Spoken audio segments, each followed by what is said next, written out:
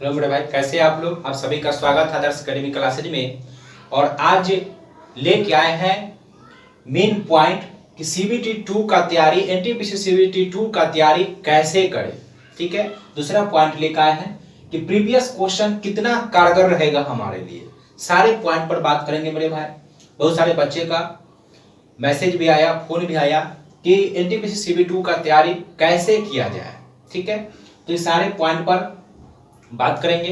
अगर हमारे चैनल पर अगर पहली बार देख रहे हैं वीडियो तो आप उसे सब्सक्राइब जरूर कर ले, ताकि हर एक वीडियो का जो है नोटिफिकेशन आप तक आसानी से पहुंच जाए, ताकि हर एक वीडियो जो है देख सके। चलिए तो बात करते हैं। पहला पॉइंट है कि एनटीपीसी सीबीटी 2 का तैयारी कैसे करें। तो देखिए मेरे भाई, बात करते हैं एनटीपीसी सीबीटी 2 का। तो इसमें सिलेबस आप लोग को पता ही होगा। इसमें मैथ और रीजनिंग मिलाकर आपका लगभग 70 क्वेश्चन है। 70 क्वेश्चन पूछा जाएगा। तो अगर आप मैथ का 35 मैथ रहेगा और 35 जो है रीजनिंग रहेगा। तो अगर आप मैथ और रीजनिंग को अगर चैप्टर वाइज, अभी आपके पास समय है, अगर चैप्टर वाइज जो है अधिक से अधिक प्रैक्टिस करें तो आपको मेरे समझ से ज्यादा बेनिफिट होगा। क्योंकि आप एनटीपीसी सीबीटी 1 निकाले हैं, रिजल्ट आ ही जाएगा। अगर आपका 50 प्लस स्कोर है मेरे भाई, तो एकदम जो है बिना सोचे समझे आप मेंस में भिड़ जाइए। पिछले भी बार देखे होंगे कट ऑफ ज्यादा नहीं गया, अगर कुछ बोर्ड को अगर छोड़ दिया जाए तो। और इस बार देखे होंगे एग्जाम में, खुद एग्जाम दिए होंगे तो लगभग बहुत सारे कैंडिडेट जो है वो क्या थे, एब्सेंट थे कोरोना के वजह से। और क्वेश्चन का लेवल भी देखे, और क्वेश्चन जो है ऐसा क्वेश्चन सेट था कि लगभग बहुत सारे बच्चे का क्वेश्चन जो है गलती भी हुआ, बहुत सारे का बहुत गलती हुआ। तो उसे आपको नंबर कम है तो घबराना नहीं है मेरे भाई। उसमें आपका अगर हार्ड शिफ्ट है, अगर हार्ड शिफ्ट में अगर 40 से 45 नंबर भी अगर बना पाए हैं, जैसे छठा 7वां पेज हुआ उसमें क्वेश्चन का लेवल कुछ हाई था, तो भी आप घबराए नहीं। आप जो है सीबीटी 2 की तैयारी में भिड़ जाए, आपका कन्वर्जेशन मार्क्स होगा और यहाँ पर रिजल्ट आने की पूरी संभावना रहेगी। ठीक है। तो बात कर रहे थे सीबीटी 2 के बारे में। तो देखिए मैथ और रीजनिंग, क्योंकि इतना आपका लगभग तैयारी हो चुका है, अगर अब कुछ करना है मेरे भाई तो वह सिर्फ अधिक से अधिक प्रैक्टिस करना। ठीक है। क्योंकि जितना प्रैक्टिस कीजिएगा उतना आपका तैयारी में क्या आएगा, निखार आएगा। मैथ में जो है खासकर वैसे टॉपिक को टारगेट बनाइए, और रीजनिंग में जो टॉपिक आपका जो है कमजोर लग रहा हो, ठीक है, वैसे टॉपिक को अधिक कारगर बनाइए। ठीक है। उसे अच्छे से पढ़िए, उसके सारे सॉल्यूशन को समझिए, और कम से कम सप्ताह में 2 या 3 दिन, 2 दिन कम से कम फुल टेस्ट अभी बनाया कीजिए। फुल टेस्ट मतलब पूरा 120 क्वेश्चन का। ठीक है।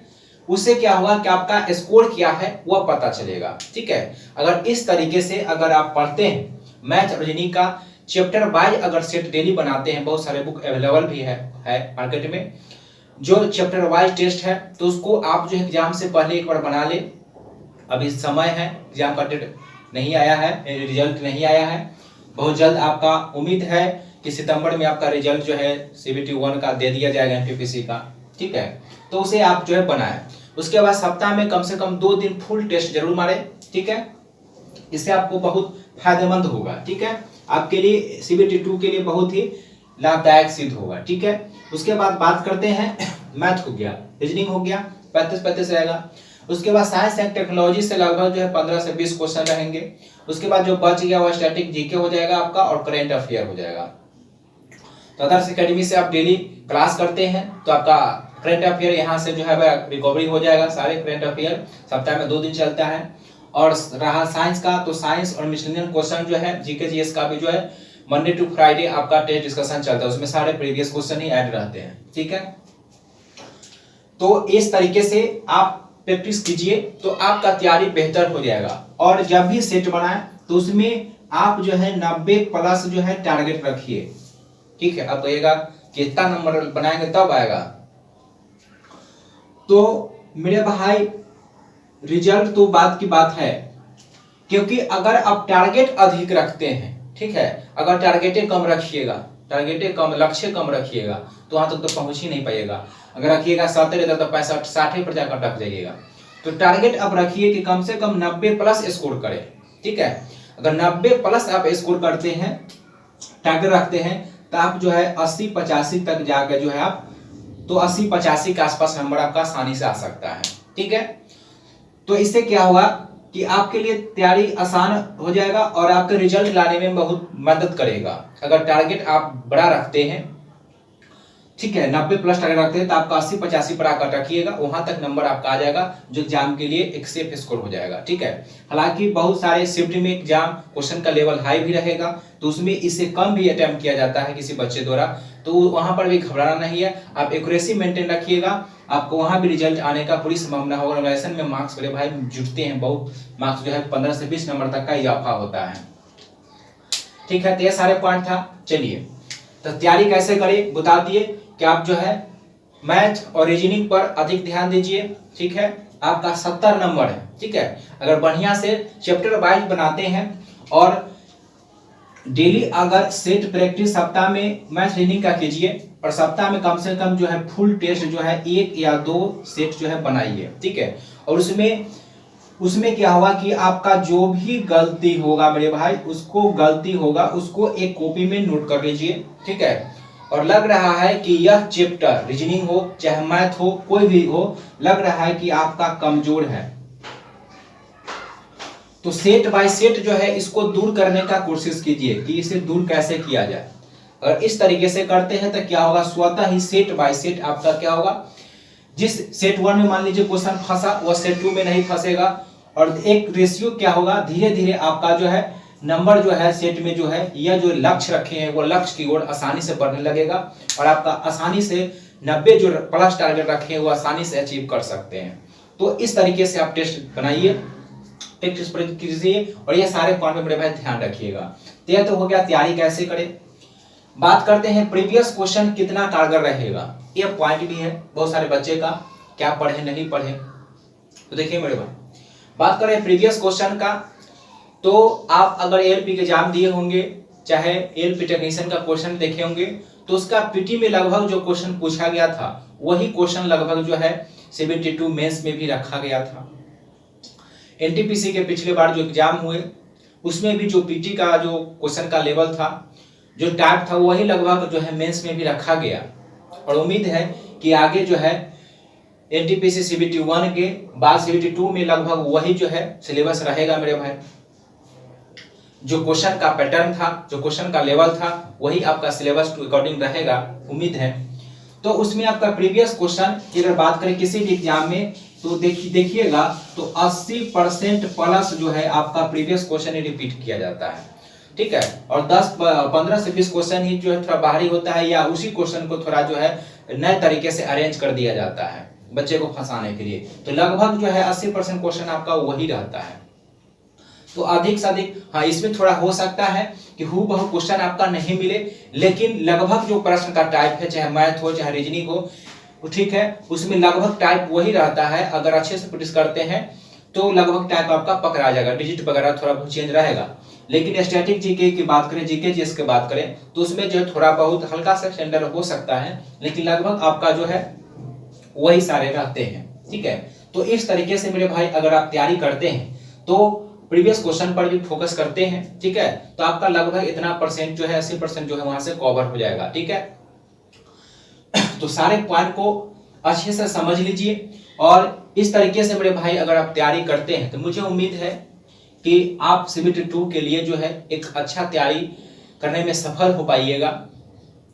बहुत सारे बच्चे क्या करते हैं, सेट बनाते हैं, ठीक है, सेट बनाते हैं, डिस्कशन करते हैं, क्वेश्चन फंस गया, बहुत हार्ड लगा तो नहीं पूछेगा, ठीक है। तो वो सब माइंड से निकाल देना है मेरे भाई और हमेशा पॉजिटिव थिंकिंग लेकर चलिएगा कि मेरा लक्ष्य अभी सीबीटी 2 निकालना है तो निकालना ही है, ठीक है।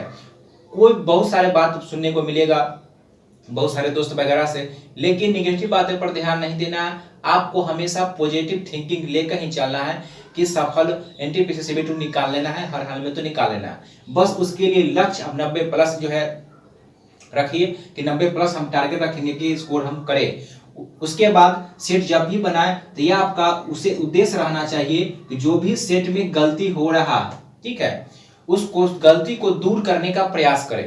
तो आपका क्या होगा, स्वतः सेट में जो है नंबर जो है वो अच्छा आने लगेगा, नंबर का रेशियो जो है वो दिन प्रतिदिन जो है आपका बढ़ने लगेगा। ठीक है, तो ये सारे पॉइंट है मेरे बात। ठीक है, प्रीवियस क्वेश्चन कितना का रहेगा। अब कुछ बच्चे हैं ग्रुप डी का भी एग्जाम है, एनटीपीसी सीबीटी 1 भी एग्जाम दे, उनका भी चांस है कि 1 में जो रिजल्ट भी आ जाए, तो उसके लिए अलग से भी तैयारी करने का जरूरी नहीं है मेरे भाई। अगर आप पूरा फोकस अगर लगता है कि मेरा रिजल्ट आ जाएगा, इतना प्लस है, तो रिजल्ट 100% चांस है कि आ ही जाएगा आपका। एक आध दो बोर्ड का छोड़ दिया जाए या कुछ छोड़ दिया जाए कुछ बोर्ड का, तो बात करते हैं, ये हो गया। हाँ, तो बात कर रहे थे ग्रुप डी के लिए। तो अगर आप इतना कवर करते हैं मैथ रीजनिंग और यह सेट बनाते हैं, तो मैथ रीजनिंग तो आपको उसमें भी काम देगा। ठीक है, बस थोड़ा सा जो है उसमें साइंस जो है ज्यादा पढ़िएगा, साइंस उसमें थोड़ा ज्यादा रहता है, एनटीपीसी में साइंस कम रहता है मेरे भाई, तो बस थोड़ा साइंस ध्यान दीजिएगा, तो आपका जो है ग्रुप डी का जो है सिलेबस है वो भी आपका जो है कवर हो जाएगा। मैथ रीडिंग वहां भी काम देगा, 70 मैथ रीडिंग यहाँ बनेगा, तो वो भी आपके लिए जो है तैयारी जो है उसका भी जो है आसान हो जाएगा। ठीक है, तो पूरा से पूरा फोकस सीबीटी 2 पर दीजिए, बहुत जल्द आपका रिजल्ट भी आएगा।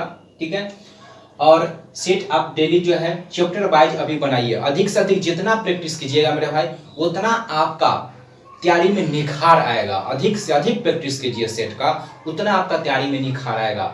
और 90 प्लस जो स्कोर रखे हैं, जो कि टारगेट है मेरा कि 90 प्लस स्कोर करना है, तो उसमें आपका जो सेट प्रैक्टिस है वो काफी मदद करेगा।